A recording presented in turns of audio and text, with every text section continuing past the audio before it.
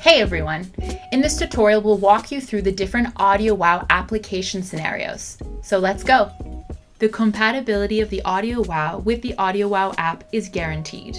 Though the AudioWow may work with other audio, video, or recording apps and you can still adjust its settings, the sound quality using alternative audio video apps is not guaranteed and you may face unnecessary latency. Some mobile live streaming apps are not compatible with AudioWow.